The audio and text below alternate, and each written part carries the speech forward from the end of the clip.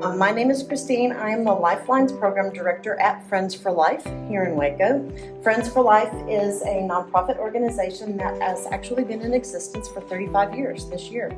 So it has grown to the point where we now have 7 programs at Friends for Life, and some of them are offering a variety of services in about 80 different counties in Texas. So it has grown quite a bit. The main focus of most of the programs, 6 of the programs in Friends for Life, is filling in those gaps, offering services to primarily elderly persons and people that may have an intellectual or developmental diagnosis and struggling in some of those ways. My program, however, Lifelines, doesn't really have any age requirement or limit or capability or ability. People call for all kinds of different things, and I will provide care consultations and care coordination, information referral, educational events, things like that, trainings. So that's kind of a little bit of a different twist with my program in comparison to the other programs at Friends for Life. Main focus is just trying to help people stay healthier and happier and safer, as independently as long as possible, whatever kind of a diagnosis or situation that they might find themselves in. If you want to learn more about Friends for Life, I will be happy to visit with you about that and the different programs after we're done with this class. So I'll be hanging around until you guys are ready to go. We do have our quality of life, independent living, life skills, our adult daycare, money management, guardianship, and then Lifelines. One thing that is common among all the 7 programs is that they all in some way combat loneliness and isolation, right? And that's huge, and it has so many ill effects, both psychologically and physically. In fact, and I had to write down because I didn't want to misquote it, it's the National Center on Elder Abuse. They have been quoted as saying that isolation and loneliness, that is a well-established predictor of maltreatment and risk factors for abuse. So that's huge. It ties in, it feeds into this whole realm of abuse, neglect, and scam and fraud and exploitation. So that's kind of setting that part up. But before I go any further, I do want to introduce Casey Powers. Casey is the community liaison with Right at Home Home Care. Casey and I have known each other for about a little over a year. It seems longer. She's remarkable. I just feel like I've just known her forever, and I mean that in a very good way. Absolutely love her and what she does. She used to be an elementary school teacher at Midway ISD, and now she is at Right at Home. And Right at Home provides a lot of great non-medical home care services in our community. Do you want to say something else about that? That's it. We are in the homes, and we see this daily with our seniors in the home. We see, the amount of phone calls alone that they get is insane, and fraud and scams that they are just hit with daily. And so I was partnering with Christine here. She does a wonderful job and just trying to keep our seniors safe. And if I'm not mistaken, you also do provide some services for some adults with intellectual and developmental diagnoses as well. Anybody over 18. Anybody over 18. So in the home facility, we go wherever home is. Yep. So not just the elderly, and all that. So thank you. She's offered to bring snacks and door prizes to every single class. So we're so appreciative to Casey for that. I don't want to go home with guys, so please come get some. I know. If I have to start it off, I will. So, so I want to go. Thank you so much for being so brave. So it takes one person to start, and then everybody's comfortable. So I want to kick off this 7-part series with this particular class, the Prevalence, Predators, and Prey, a behavioral approach to the reporting of these crimes. That's this class that you're in right now, which is really going to give you an overview of the problem as a whole, as well as some of the other classes that you're going to be seeing, and kind of dive deeper into some of the psychological things and, just kind of a good overview of the whole situation. Has anybody in this room ever been a victim of any kind of scam, fraud, or exploitation? Yes, me, I have. Credit card, yes. I have numerous different types of scam and fraud. I don't feel that I'm extremely elderly, and I don't have a diagnosis. I don't think that, would cause me to have a lot of cognitive issues. But I have had several experiences within a short period of time. And so I would venture to say there's nobody in this room that doesn't know somebody who has been victim to scam, fraud, or exploitation at some level. I've not lost huge amounts of money, thank you, Lord Jesus, but I have, actually gone down that path where, and then all of a sudden I'm like, no, wait, this is not right? So I really think in our day in society, there's probably not anybody, an adult, who doesn't know somebody who has fallen victim at some level. And I think if it's so easy for those of us, how much more easily and targeted are those vulnerable populations, like our elderly and persons with intellectual developmental diagnoses. And so, whether the information is for you, and that's why you're here tonight, or whether it's for somebody that you care about, maybe you're caring for a loved one, I think it's valuable, and valuable to share with other people. Yes, ma'am. More common. What do you hear that's more common that use? Which type of scam or fraud? Yeah. I think DeAngela and some of the other speakers are going to be diving well. I am actually learning about all of this myself. And want to be able to help other people. We're integrating scam, fraud, and exploitation services within my role, but I'm not an expert about that yet. So I'm hoping to learn from all these speakers that I have met and planned with and visited with and decided this is important information to share with the community and wanted the experts to come in and share these pieces. Yes, I ma'am. just read recently, Mm-hmm. I read a lot on the internet that they are recommending that you don't send checks to the mail anymore because they are taking your checks and taking chemicals and erasing the tube and then put their name in. So They are, and that's a great segue into what I was going to say next, and that is that one way, or I think the biggest way that we can actually fight against this is to better equip ourselves, Be educated and better equip yourselves to recognize things.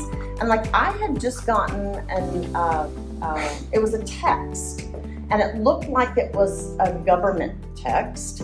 It was about the tags, what do you call it? The toll tags. Did you say the Texas tags thing? Yeah, you got them too. I was going to send that to one of our detectives at Waco PD, who's going to be speaking, Sergeant McAllister. So I was going to forward that to him today, and I hadn't gotten around to it yet. But to say, oh, have you seen this one? Because I'm sure this has got to be one, right?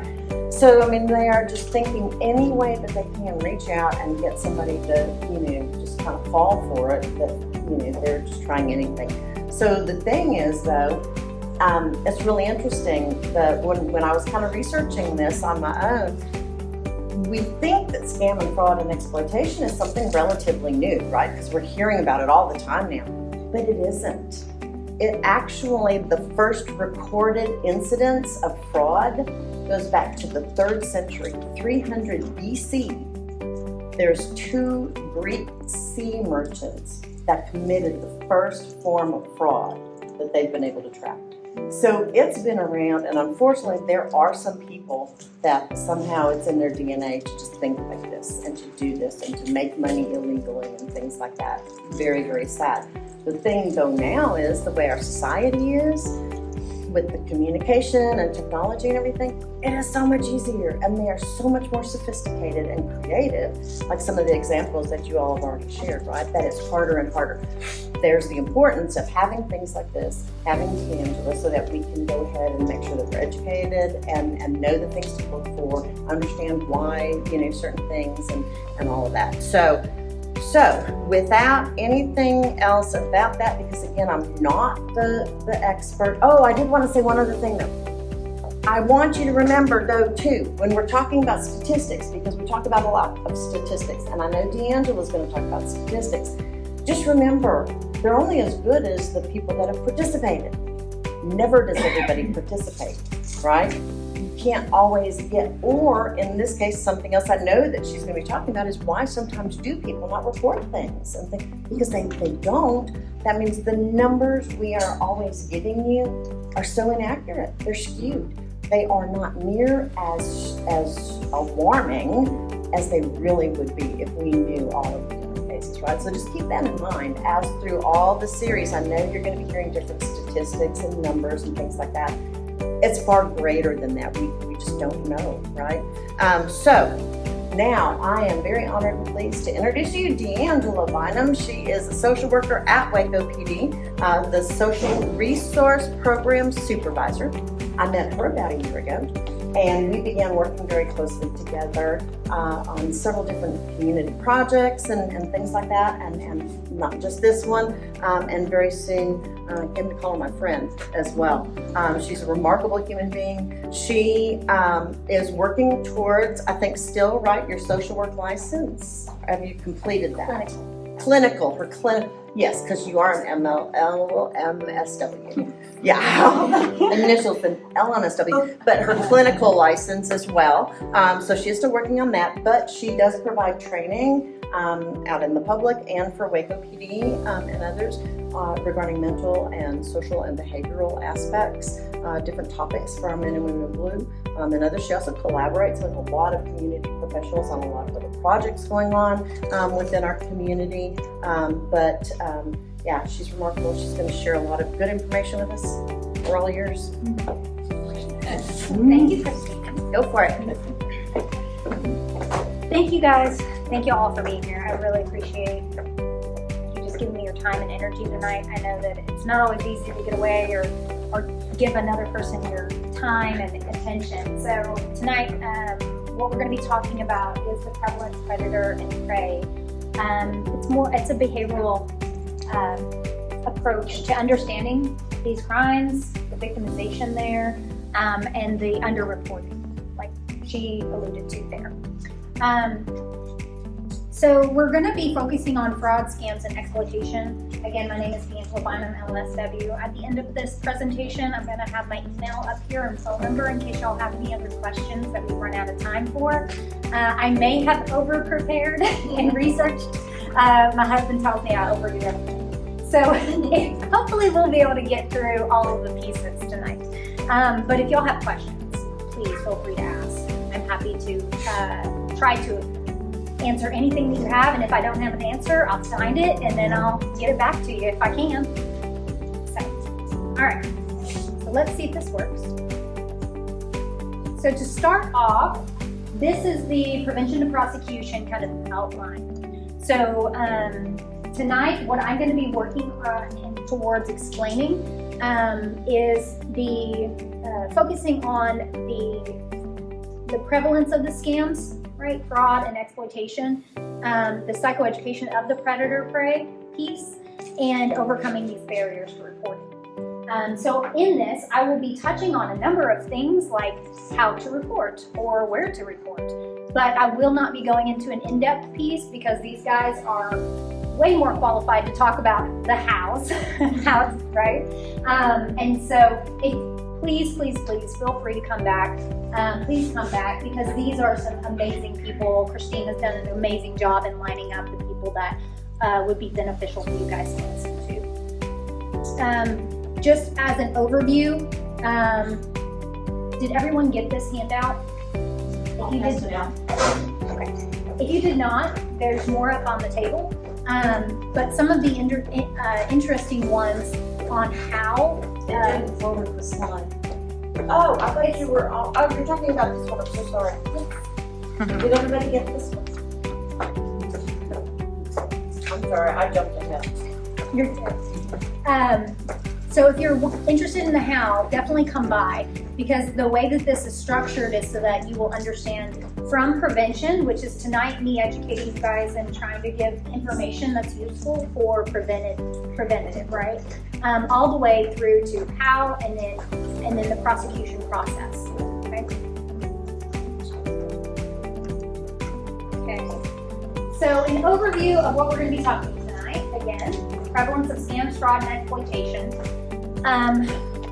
we focus on this because that is the topic of this series. What Christine talked about earlier in numbers is so accurate. The number of reports on scams, fraud, and exploitation are nothing compared to what they could be. What we've seen recently is an increase in reporting, but, an increase in the number of reports. And we think it's because more people are reporting, not necessarily that it's going up, but more people know how to report because there have been more information being pushed out on how to get this information into your hands. Psychoeducation of the predator versus prey phenomenon, and overcoming barriers to reporting. Okay, so did everyone happen to get this handout? If not, I can hand it to you.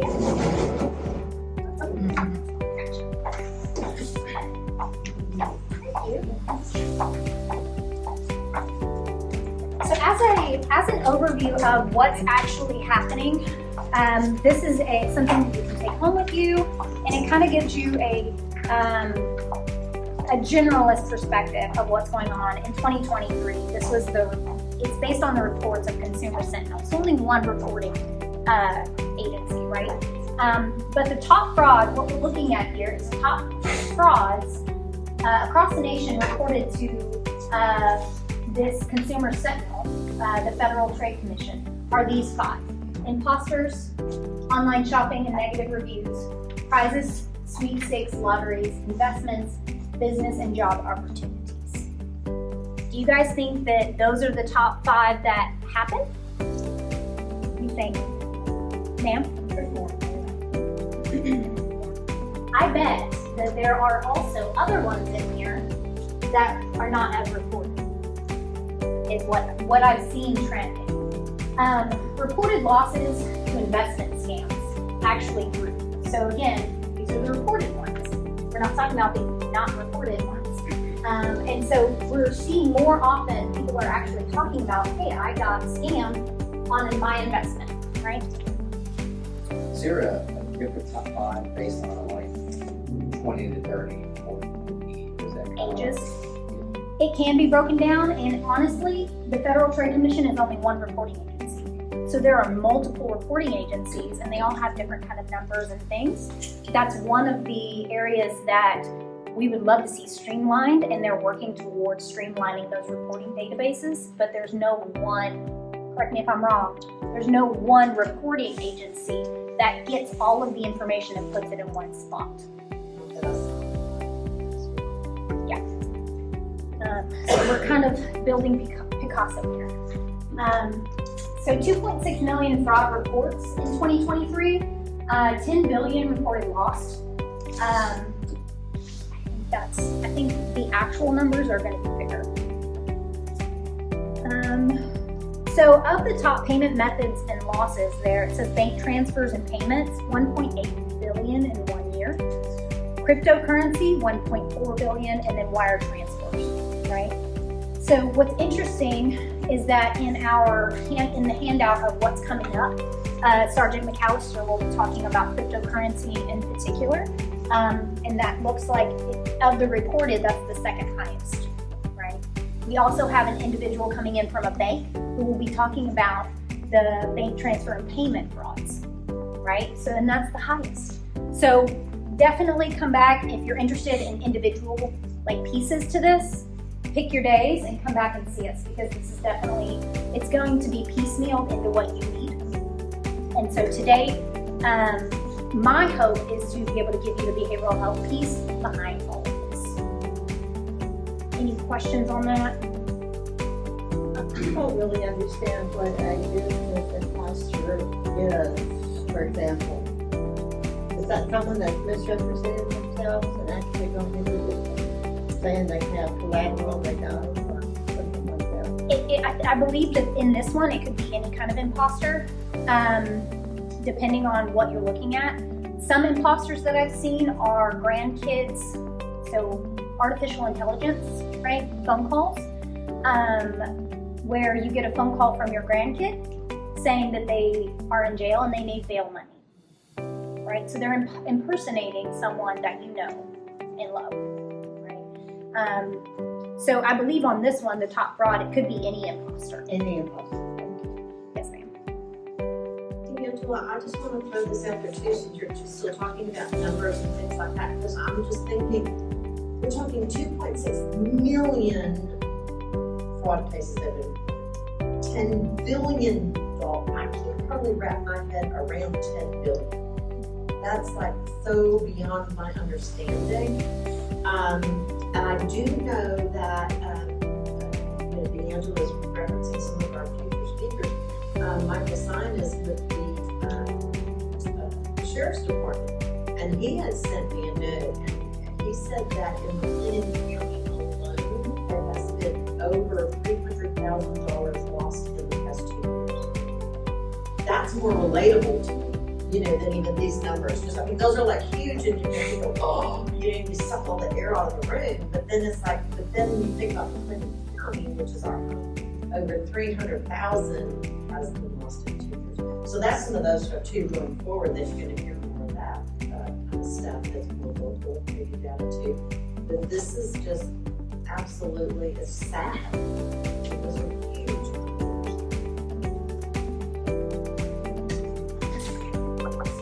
So the need is great, right?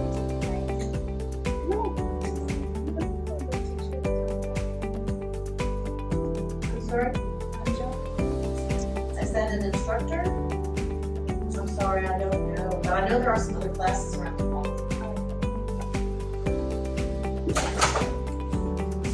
Okay, so looking at the prevalence of victim types. Okay, so I did a lot of research because I love understanding people. I like understanding our social systems and how they work and how we've adapted over time and how we've grown as a country. And so something that is really important to me is understanding people. And so whenever we look at this, it really makes me upset that the prevalence of some of these scams and frauds are the online romance scams and the investment frauds. Because for me, it just hurts my heart to think that someone could pretend to care for someone else and then scam them out of tons of money and property. And so just so you guys know, you can see that FTC reported losses on romance scams have drastically increased, right? Anybody know what happened about 2020 that made all of us kind of isolate a little bit? Something. The world kind of shut down. Yeah, a little bit. We got a little lonely, didn't we? So I would venture to guess that looking at an updated version of that would probably show more. So just as an information, online romance fraud refers to when a victim is conned out of their money by an online offender who has been posing as a genuine romantic partner. Okay? Investment frauds are those where victims are deceitfully presented with fake investment opportunity for which the victim sends money. So this is a transactional relationship where you get to know people and trust them. Like if someone said, hey, I have an investment opportunity for you, get me this money, you might go, hold on, give me some information. And so some of these take time to build. With these online romance scams, they take time to build and build that trust and that relationship between people. So whenever we get scammed or frauded, we're not only losing our financial stability, we're also being damaged emotionally and psychologically sometimes with how can I trust people again? This person, it took me 6 months to even send them a picture, right? And so these are long cons, if you will, is what I'm seeing. And in both of these frauds, the victim themselves, they transfer the money. So there is a trust built, a relationship, transactional, but there's also then you yourself give the money. So that'll come into play here in a bit, but I just want you guys to think about how that would feel to give someone $30,000 because you want them to come and visit you, right? And get started over in America, right? So they transfer their money, but in many cases, victims are not aware that they have been defrauded until long after their money has been lost, often to an international offender. Sometimes you might send $5,000. Oh no, the plane didn't go. Now I had something happen, and now I have to go back home, so I can't use the $5,000, but I've already used a whole ton of it, so maybe next month, right? Long con. So the research. I'm kind of a research nerd. At the end of this, I have multiple slides with lots of articles and publications if you want to look into it yourself. But what's interesting is whenever we look at the research of victimization and really consider what does this say, okay? We have the prevalence of these crimes going up. Shouldn't we have a profile for someone who could fall victim to this? It's interesting. So what the research is telling us right now is that there are limited personality predictors for victimization. So not any one personality type, not the gullible person, not the too trusty person, those kinds of things. So what that means for us is that everyone is vulnerable to these. That's kind of like not fun. So two of these actually came from the same research database. But what's interesting is seeing that non-Western immigrants are at higher risk for specifically cybercrimes, and frequent users of the internet are at higher risk for cybercrimes as well. Any ideas on why? Well, with the frequent users, it's probably because they're not paying attention to what's going on. If we talk just a general scamming thing outside of the romance side, although the more you spend time doing that, the more you're going to find something. Go down that road, unfortunately. Well, it happened to our brother, romance scam. It's something he's on the computer all the time. He got asked to do something. Send some gift cards somewhere, and it's supposed to be his boss. So we didn't question his boss because we thought, I'm just going to do what the boss says. I want to be this. I don't want to question the boss. So I'm going to do what the boss tells me. And it wasn't his boss at all. So he ended up sending a lot of money I suspect that the ones who do not have a legal status cannot feel like they cannot be formed. I would venture to guess that would be accurate. In a lot of the other things that I see at the department with individuals who do not have legal status in this country, they have a deep mistrust of law enforcement, right? Because inherently it's, am I going to get in trouble? Where's the right road here? Yeah. And so non-Western immigrants are at higher risk. It's interesting that you brought that up.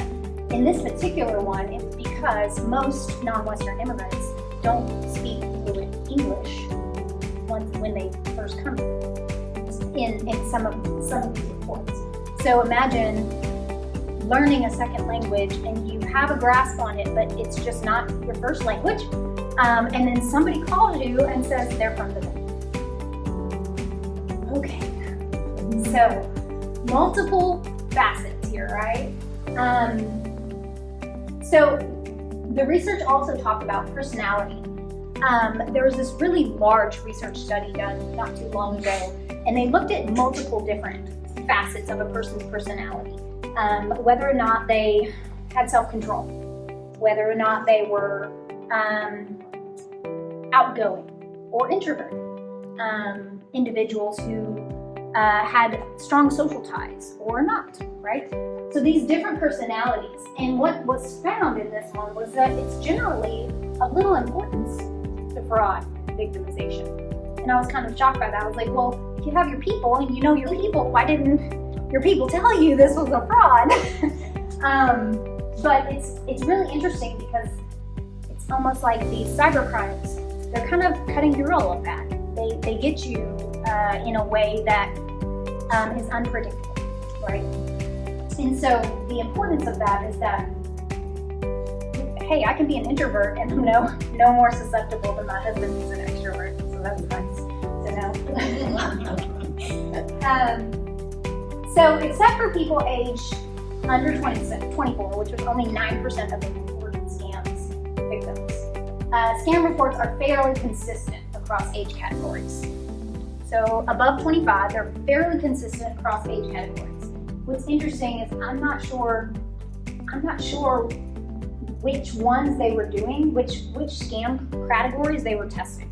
Because there are certain scams that are targeted towards certain individuals, right? Like we talked about.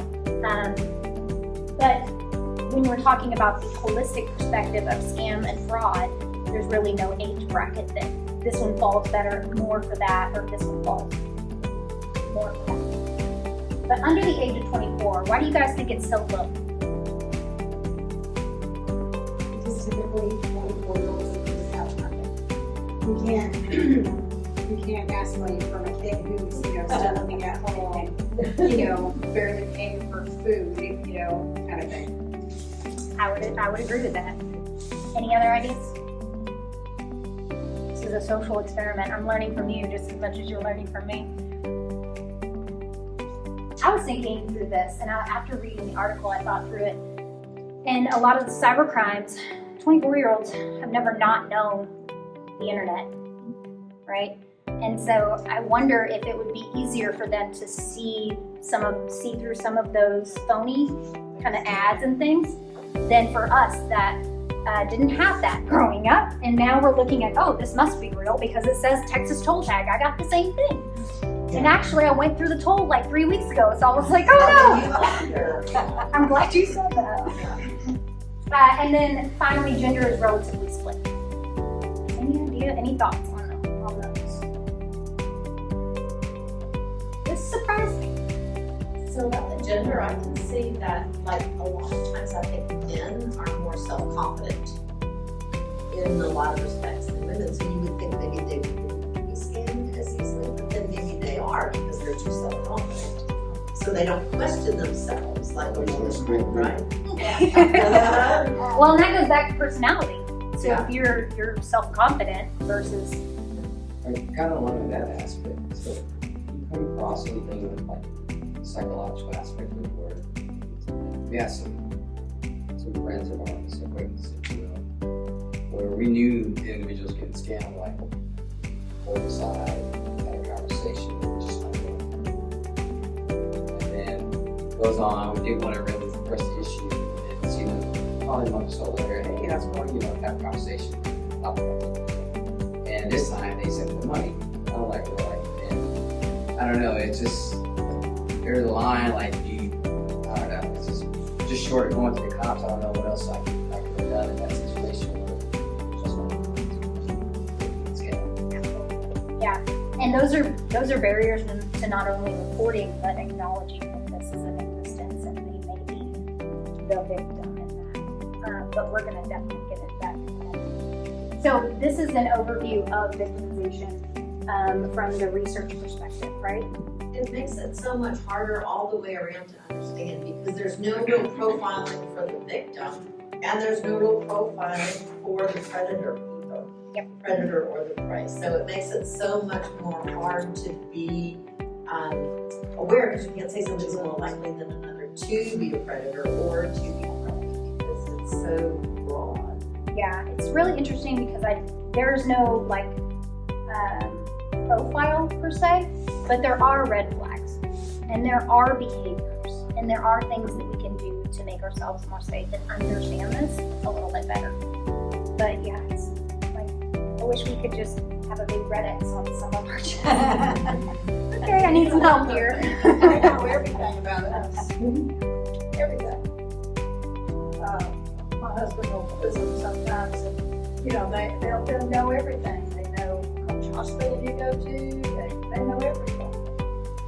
Look at the many on Facebook. The men that want to be friends. Oh, yeah. They're all pretty good for looking. me. And every one of them are good looking. Not true. They're usually in the army or. The biggest deal is the federal government. And don't get me started.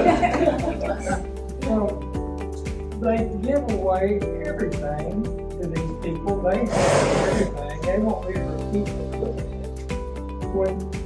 And I just spent 5 years at the VA, and we were just slap silly, informed that we better not give away any different information. And they got it all right there.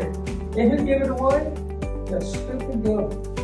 So, just, I hear you. I'm on, I don't know. In my family situations, I had an uncle who had quite a bit of land, or the family did, and he had a young lady befriend him. And before it was over, when the family knew what was going on, and everyone in the community knew what was going on, but before it was over, she probably was given $500,000. And there was nothing anyone could do, because we tried all the resources, because he freely gave it to her family. You could give anyone you want to money, or whatever. But, so it wasn't good. It's preying on emotions, He was old and he needed help, and her family offered help, but, so, anyway, it was real frustrating, but finally, we got it stopped. She was either had to move off the property, or she was going to go to jail for something else in Boston County. But anyway, it was real frustrating for everyone. That's a great segue into the why, right? Lonely, needing help. We are complex. Humans are complex. We went with predator versus prey because sometimes it feels that way. Those are some of the stereotypes that we see when we see victims of crime, is that they're prey, they're weaker, they're slower, they don't know as much, right? So why? Why are these things happening? Why do we have seemingly predatory behavior and prey-like responses in some of these events? Because the person that's preyed upon is getting a lot out of it too, emotionally, and You want to teach? I mean, no, but I've been through it. Thank you. absolutely, yeah. We are completely and totally complex, and thank the good Lord for that. But this is so. Some of the other questions I have is this issue in our society due to Darwin's natural selection? Like, is it just like this person felt like being predator, so they just took everything, right? Is it because victims are stereotyped, right, as old, naive, or non-tech savvy? Should we just be more responsible? So some of those things that we wrestle with, some of those questions about why do we have this behavior in our nation, and why is it increasing, and all of those things. What's interesting for me is that Christina alluded to it earlier, that there's nothing new under the sun. And so when we think about this predatory versus prey behavior, over time, we have cycles. We have cycles of famine and drought, and then we have cycles of plenty. And then it kind of cycles back on us, right? And so the natural progression of when we have what we need, sometimes it becomes a predatory prey environment where the predator is like, I don't have to go out and kill my food, so I'm just going to do something else with my time and energy, right? So what's interesting for me is that this is a new study, but you guys, first of all, do y'all think that humans are predators or prey? Predators. That's interesting. Depends on the opportunity. Yeah. That is actually correct. That is exactly correct. Because what's interesting in the animal kingdom, we see predators and prey as, you can see the distinctions easily, right? You can see animals that are predators usually have forward-facing eyes. Prey usually have the side-facing eyes because they can see a wider around them. For humans, this little guy is called the hippocampus. And a recent study actually showed that that is one of the switches in our brain that turns our behavior from predatory to prey behavior. So we are actually complex enough to be both, one or the other. it depends on multiple factors. And that's just one tiny little part in the brain. All the other pieces in the brain create these personalities and our thoughts and our emotions and all of the pieces, right? In our environment. Yes. We're also brought up to be trusting.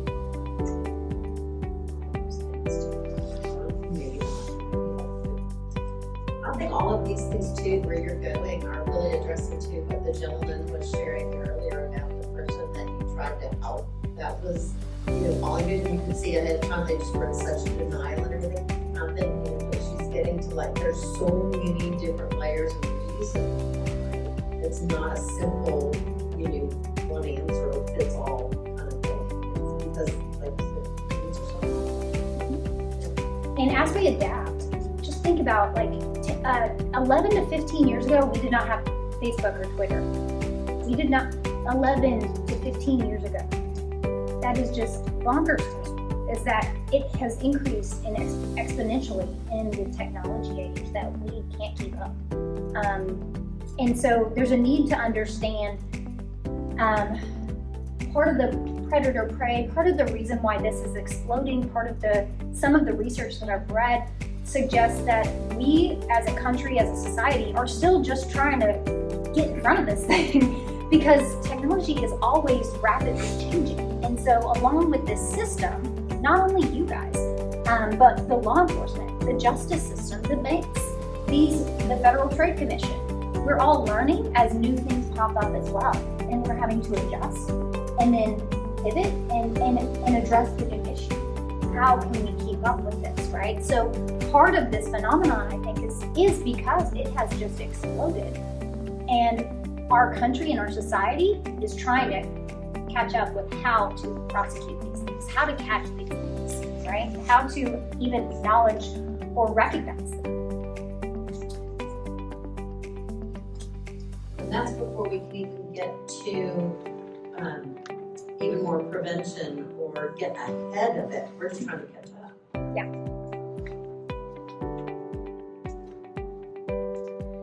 So this may take a interesting turn, but y'all stay with me.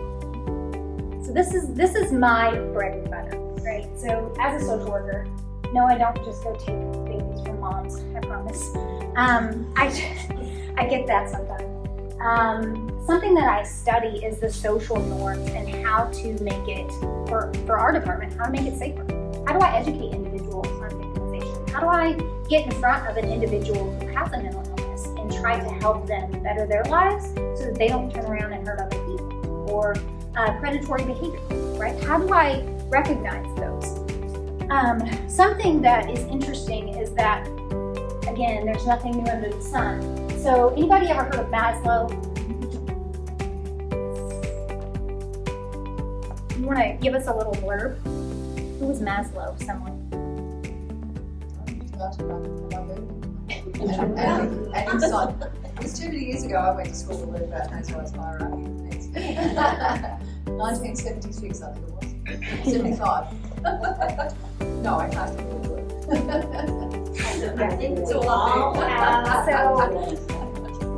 So So you've got the hierarchy of needs there, the pyramid.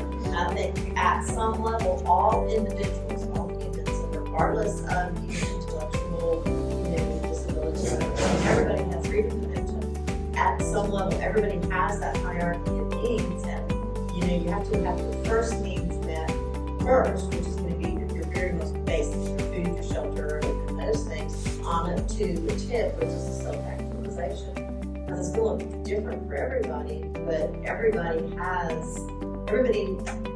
should strive or is striving to meet the tip, the self-actualization part, in different ways. And it's going to look different for everybody in terms of what that is. But that's probably not even where you want to go with that. But that's kind of what I remember about the Yes. hierarchy of needs. all the things. So Maslow is really interesting for me. He does two things. This framework, this model was his original model in trying to understand motivation for individuals. What motivates people to grow or change, or because a lot of the research back then was looking at deficits.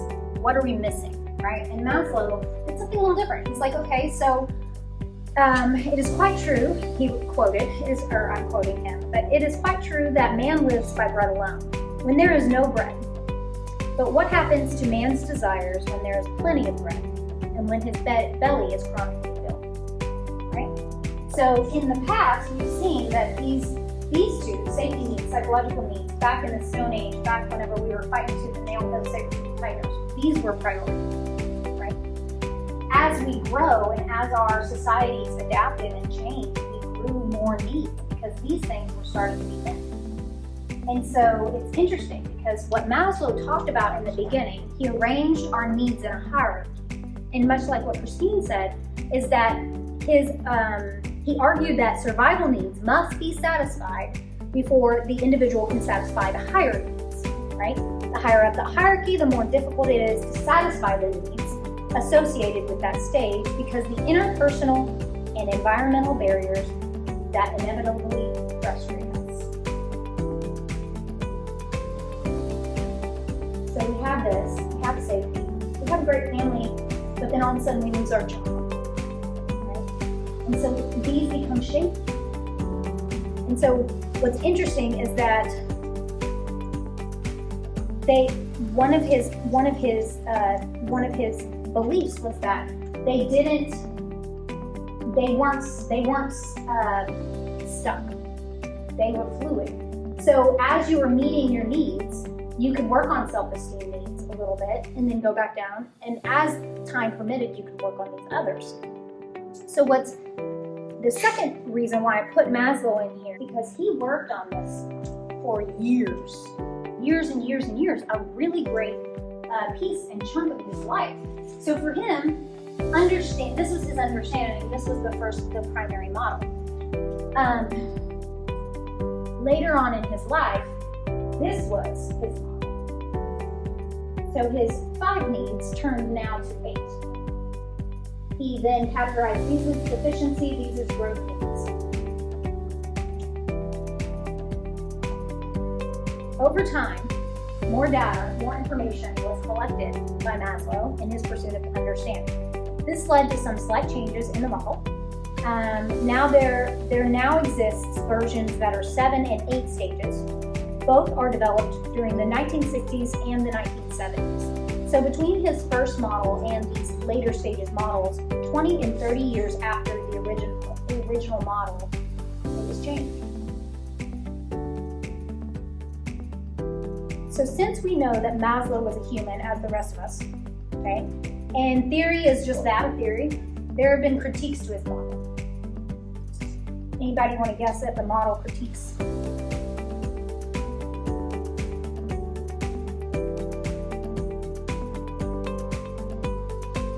So one of the really interesting ones here is that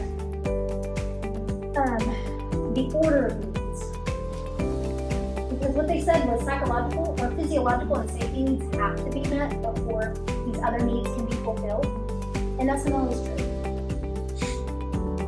So it's not always the case. Some individuals may meet their physiological needs first and then their cognitive needs, then their esteem needs, and only then their love needs, right? This seems impossible or highly unlikely according to Maslow's theory, but it happens often in individuals with intense careers and lives, right? Why am I even bringing this up when we're talking about scam, fraud, and exploitation? Why? Because we are complex. And it is not just a predator versus prey phenomenon. As humans, some of our physiological needs can only be met whenever, unfortunately, there are children who steal food, right? If your physiological needs are not met, what are you going to do? Predatorily or prey to meet that need, right? And it can be used as a predictor for human behavior. So, like, for safety, it sounds like a lot of predatory behavior is like increasing versus, let's say you have a life event, it can be like, suicide, whatever, you're in a car accident, cognitive decreases, whatever the case may be. So now concept or to being a victim of fraud, if you will. So they can be predictive of or Absolutely. Safety, physiological, these kinds of needs, those basic deficient needs, these are very big predictors in a lot of things. It's predictors of mass violence, right? We don't have any one type of person, much like the victimization kind of outline of a person. We don't have that cookie cutter person who creates mass violence or school shootings. It is a perfect storm, right? And the storm is made up of these things. The more that you are deficient in these things, the more stress you have, the more cortisol in your bloodstream, the less that you're engaging your decision maker, your prefrontal cortex, right? And so the more that you rely on those basic functionings of fight, flight, freeze, right? Of that predatory behavior or that prey behavior, right? Depending upon multiple factors. So as we look at both the person who is victimizing others and the people who are trusting other people that red flag, you shouldn't trust them, I wonder what they're missing in their lives that they're not seeing, right? That they're trying to fill. What are they deficient in that they're trying to fill by doing these things? So would what I would call the low-key predator fall into one of these categories? In other words, they're not openly committing a crime, but for example, they're practicing victimization, like going to an elderly person's home and saying, I need to stay with you for 2 weeks. And 2 weeks turns into a year, and the older person knows that they're being victimized, but can't do anything. Because then you have to go through a whole process to evict them because they've been staying in the home for more than 30 days. Yes. Can you be both at the same time? Like, if a child that steals for food, are they the victim or the prey? You know what I mean? That I believe. I think that when we're talking about children, I think that is definitely true. But in and of itself, how do you, and of course I'm not an officer, Matt McAllister, when he comes, y'all can ask him this question to make sure I got it right. But to commit a crime, you have to be able to do it knowingly, recklessly, or with negligence, right? So does that child know it's wrong? Right? Do we know it's wrong? Is it reckless? Is it negligent? Those are the hallmarks of crime. And so if we have an individual who is not cognitively functional, they walk into a store and they know that they're hungry and they grab food and they walk out of the store, but they didn't know that that was wrong. Did they commit a crime? Right? So what's interesting, whenever you start looking at these victims and reported information, there's a lot of cyber criminals out there. You have to know what you're doing, I think, for a lot of these. So you can also see how for a lot of people that would maybe consider the prey or called the prey is that the cognitive, for instance, like they may have met cognitive needs, but even if the rest of the world feels like they would have a sense of belonging and have their love needs met and their safety needs met. Like we all have a public self and private self. And so publicly it may look like we have those other esteem needs and belonging and love needs met, but internally this person doesn't perceive that they actually have those needs. They don't, but they're cognitive. And so I can see how those can easily conflict and make them more vulnerable because then they're still looking for the esteem or the belonging. No, we're gonna stay here for another hour, 2 hours. I think I turned this off. I think that's so true. I worked at Waco Center for years, and I couldn't understand why some of these kids that had everything still were not doing well. And they didn't feel it. You can have everything, but you have to feel like you have it. Well, and Or you have to feel the love, you have to feel the lot of factors that go into emotion and emotion-driven behaviors. Biological factors, psychological factors, social factors, spiritual factors. All of those things can create a perfect storm of feeling completely alone in a crowded room. Right? So this guy, psychosocial development, something that I feel is really interesting. Erik Erikson created this one. This is another theory. He talked about personality development, right? And how are we going to address? Now we're moving on from predators, prey, this is what the victims look like and the perpetrators look like, to reporting, okay? So if we're looking at reporting, we know that the number of reports are not what we need them to be. People do not report. They underreport all the time. And so I want you to keep that in mind as we look at this. Psychosocial theory. Both Maslow's and psychosocial theory, I propose to you that this has a lot to do with the underreporting, the behavior, that predator behavior that we have, that prey behavior that we have. I believe that we are super complex, and this is definitely one of the reasons. So the psychosocial development was made by Erik Erikson, and the idea is that as we develop from a child all the way through our lifespan, we have to face these different challenges in our life as our brains develop, as our social skills develop, and so on. And so in each stage, I handed you guys out that handout, but on each stage,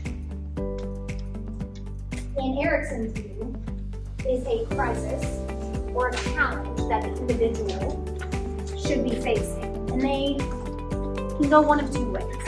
They can learn from it, grow from it, and become a positive version of themselves, integrating that piece, that skill into their lives. Or something can happen and they turn to a negative adaptive functioning for that skill.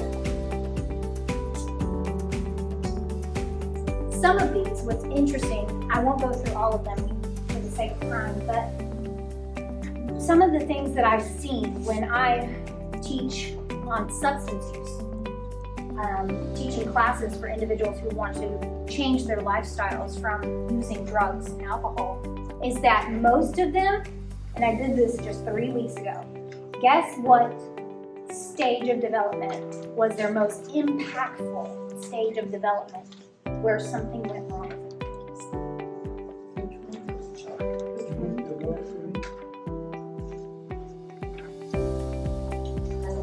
Adolescence. Number 5. That adolescence. So I've had, just 3 weeks ago, I had a classroom of 18 individuals, and most of them said stage 5, adolescence. That was their pivot point, where they chose drugs and alcohol, right? Or when they started having risky sex, or whenever they started doing risky behavior, like getting on top of a car and surfing, right? Car surfing, those kinds of things. And what's interesting is that one, the crisis, is identity versus role confusion. So for whatever preceded them, even if it was negative and toxic, they at that age had to make a decision.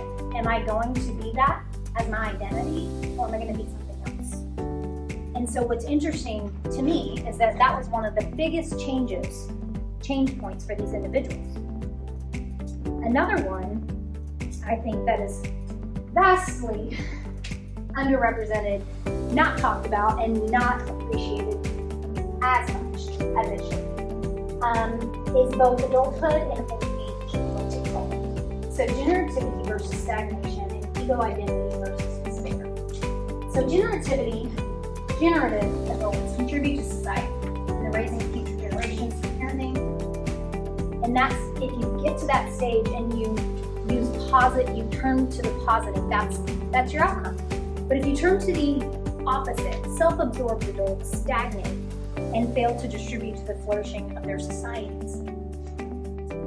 As we go on, you can see that as people enter their twilight years, they reflect on their contributions to society. So on the positive end, they can be thankful and they can reflect and they can feed back into the community that knowledge, that wisdom that they have. Because all of this, I wish somebody would have given me some knowledge. Like at every stage, it would have been fantastic. But then there are those of us that are dissatisfied with their lives. And then they turn to isolation and loneliness and that kind of thing. So as we look at these barriers to reporting, I want you guys to consider some of those social theories and some of those complex pieces of who we are as humans. What keeps us isolated? What keeps us engaged with our families? What is our responsibilities with these individuals? So some of the barriers that I found is that victims can express varying degrees of self-blame, shame, and responsibility.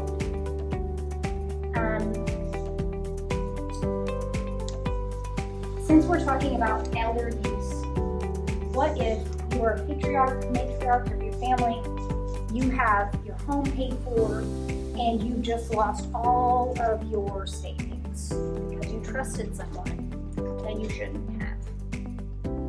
How would that make you feel? And that's what we're seeing as one of the biggest reasons why people do not report. Because that shame. And the reason why is because there are stereotypes that say you should have known better. Why didn't you see this?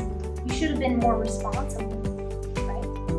But so that's one really big barrier. I have something I'll read because I don't want to get it wrong.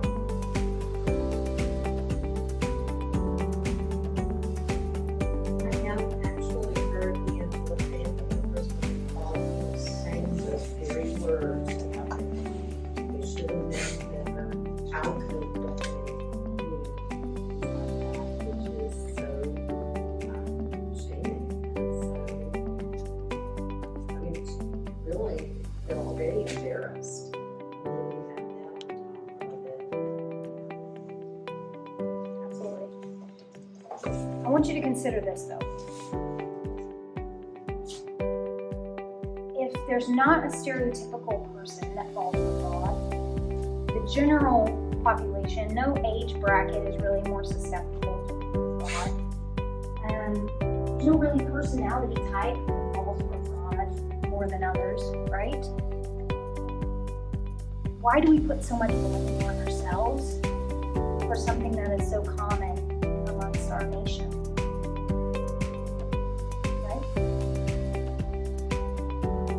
It's interesting because when we start looking at the reporting measures, this lack of knowledge on how to report, sometimes we see some of these reporting sites that say, educate yourself, you can prevent fraud, which I love that we understand that we need knowledge, but words are so powerful because whenever you start getting down on yourself, guess what that is? Is that going to help you? Is that going to help you to be able to stand up and be courageous enough to report? Now you just called me uneducated. That was not I need to intentional. educate myself. So I must be uneducated. You totally threw me off. But let me ask you this. How many of you guys, so I can almost guarantee you guys know, every person in this room knows something I don't. I can guarantee you. Because we are all individuals and we all have knowledge and wisdom, and that is more precious than rubies. You guys, please do not undervalue yourselves. Because the shame and the responsibility, that feeling of letting your family members down, that is one of the biggest things keeping people from reporting these crimes. And if we collectively are going to help our friends, our neighbors, our nation in understanding this, don't let shame and doubt keep you from getting justice. Okay? So lack of knowledge on how to report, that is actually coming up in some of these other classes, which I hope that you guys attend because the how to report is so important. That is another reason why we don't see the reporting numbers. Lack of opportunity for compensation. So if I lost everything and I go and I report and I get over my pride or humiliation, embarrassment was another really big one. I feel shamed. I go, I report, tell my family, but there's no compensation. feels like why? What was the point of going through that, right? So that's another barrier. Knowledge of the offender. That's where my heart gets stuck. Because not every offender is going to be a stranger, right? And so when we think about Maslow's hierarchy of needs, we can kind of see that kid, or that 30-year-old is still a kid, right? Maybe in a lot of ways, maybe they never had a family. We can get all emotional and we can understand why I'm alone, and even if he's gonna, I don't know, maybe he's gonna say the truth and maybe he's gonna change his life. And then we'll really end up happily ever after together. And so having knowledge of those people is one of the other reasons why we don't report. In conjunction with not knowing what's going to happen with the criminal justice system.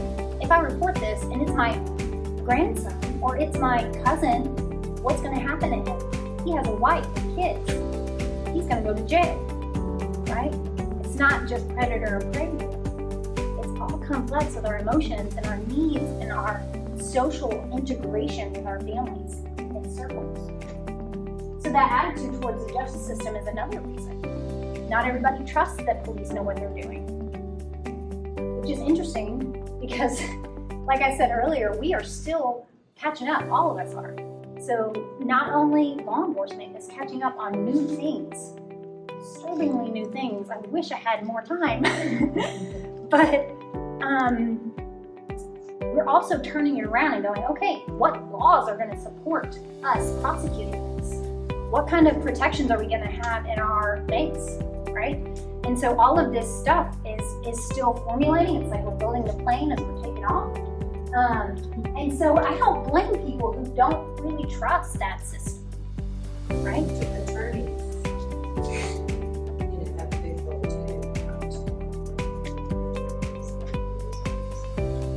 So there's part of our justice system.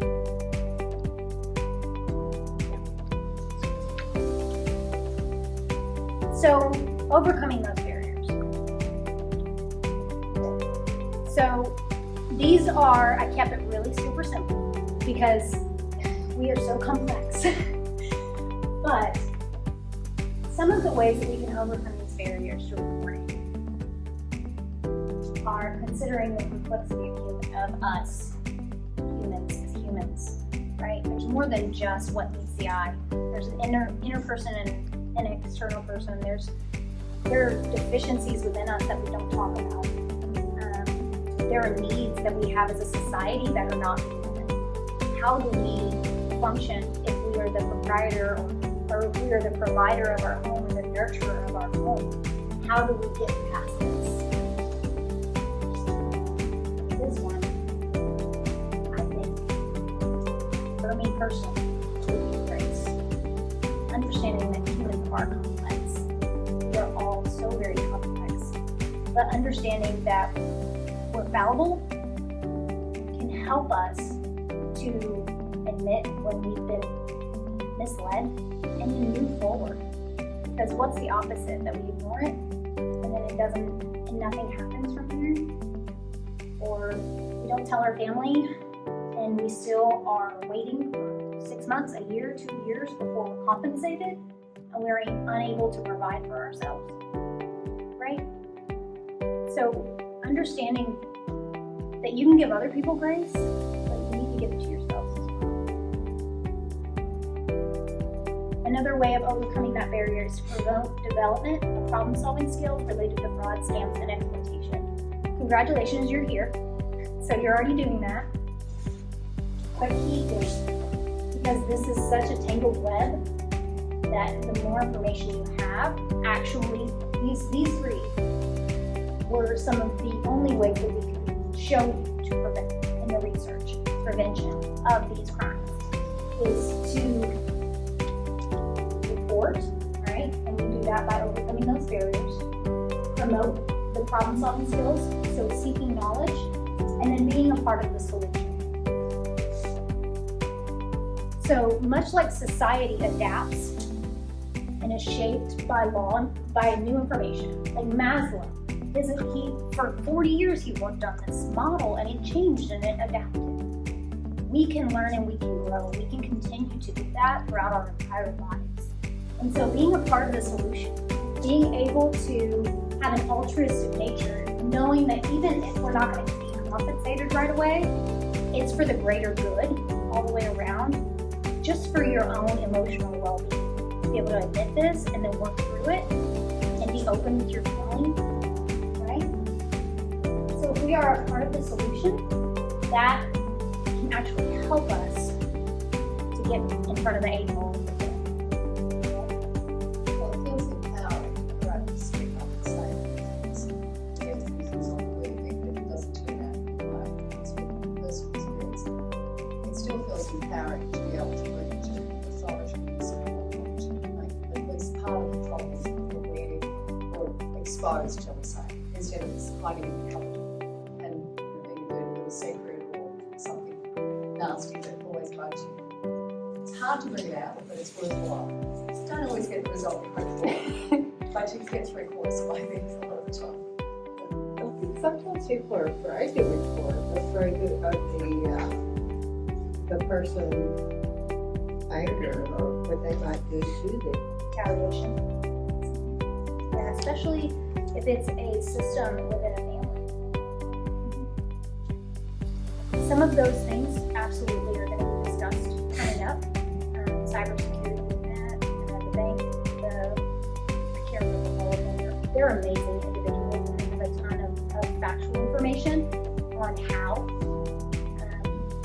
Tonight, my hope was to empower you all to understand that you have wisdom and you have knowledge and experience that other people do not. So please do not let people's stereotypes of victimization or being a prey land on your shoulders. Because the prevalence of these kinds of crimes hits everyone equally, right? It's not because you're older or you're younger. It's not because you're more susceptible or vulnerable. It hits us all equally. So understanding that knowledge, I hope that helps. And I hope that you see the value in yourselves to be able to promote that and take this information and tell your loved ones and say, hey, if you get victimized, tell me. Tell me. I will not blame you. Like, we will work on how to prevent it in the future. And to add to what you're saying, DeAngela, I think too, sometimes something that's a little more tangible about reporting is that sometimes, in some cases, if they do get reports that are from the same perpetrator, right? So if you have multiple reports, it then makes it easier for them to maybe actually be able to stop that person or to prosecute or whatever, because they've got multiple reports and they can, tie them all in together, and sometimes it's from one law enforcement entity to another, right? That they're all collaborating, right, on this, and whether it's They're moving towards getting together. Yeah, I mean, they're all trying to get together. So sometimes enough multiple reports could actually help them locate or the individual, right, and things like that. But then also I wanted to add to what you said about yourself and about being brave and not shaming yourself and things like that. It's like so many other things. It takes one person to say, I've had this experience, to be brave and transparent and expose yourself as having had that experience, and then somebody else will come forward and do that too. And so that may be an approach, right? And we're getting all much better about that, right? I mean, I started off by saying like a half a dozen different types of things that I have actually responded to that I shouldn't have. A recruitment scam, the same thing about the employer that you mentioned earlier, right? Wanting business cards. Oh, I'm going to help my boss, right? Kind of thing. I've been down there and done those exact same things, right? To a certain degree. But so when we're talking to other people about that, I think sometimes we will very readily come forward with, I have had this experience or a similar experience, or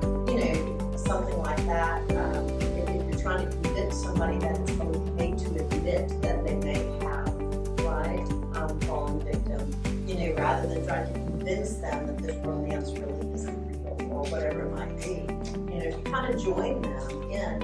I have also, you know, been reached out to by some of these fraudsters, you know, and things like that, and gone down that same road. It's going to make it maybe easier for them to go ahead and admit that. Yeah, the power of help me understand.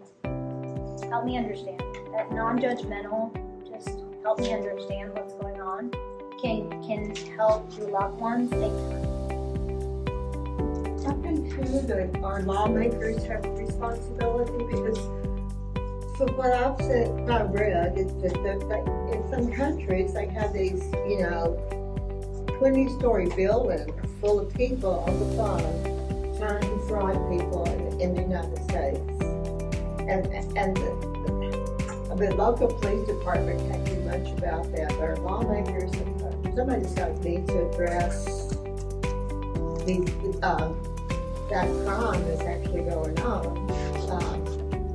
And they're making money. I mean, that's one of those barriers.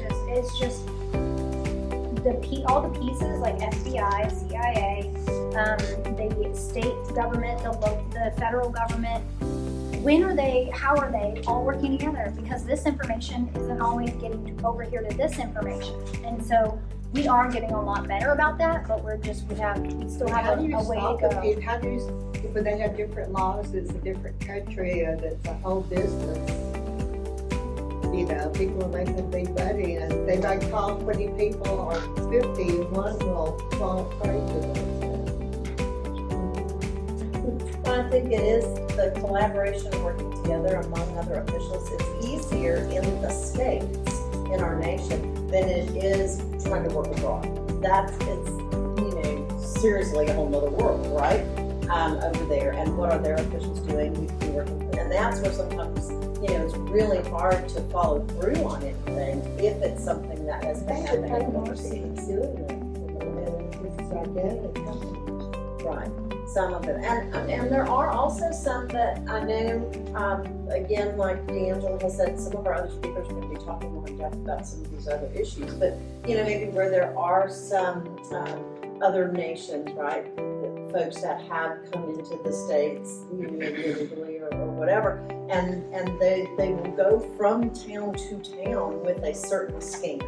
And so they're mobile, they're fluid. So then it makes it harder to track and to stop and everything because they're so fluid. They'll hit one, geographical location for a while and then they move on.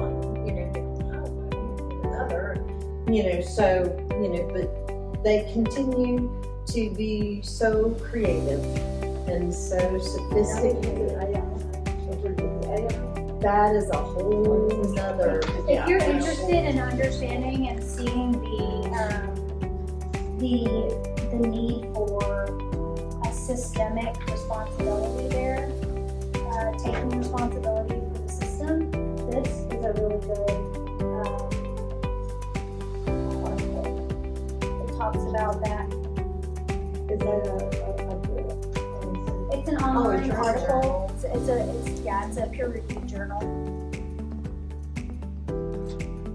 And y'all feel free to take pictures of these. I'll leave them up for you guys if you would like. Any questions? I know we're running late on time. Yeah, and we started a little bit later, so that's why I wanted to give a few more minutes. So does anybody have anything else that you wanted to ask me, Angela, or comments you want to make? I just want to know, you see these guys, you get them, you see them. You can see the same guy 4 or 5 times in 3 or 4 months. How do you keep from rocking back? You better just follow and thinking, oh God, or running high. Would you like to know my personal answer? I really don't know. I pray a lot. Well, that's okay, but you also want to swing some fish sometimes. Yes, especially with your balls. I'm strong. With that being said, is there any best practices or best nuggets anybody can implement? That's real easy. Hey, look, you take this in daily life and kind of help you without being Question everything I did. Not being falling prey or all of those stereotypes, right? I just had to call. I honestly think from my social perspective, again, understanding that we all have that wisdom in different spots. So if I'm really great at this and you're really great at that, hey, could you look at this for me? Like, tell me, is this suspicious? Like, what do you think?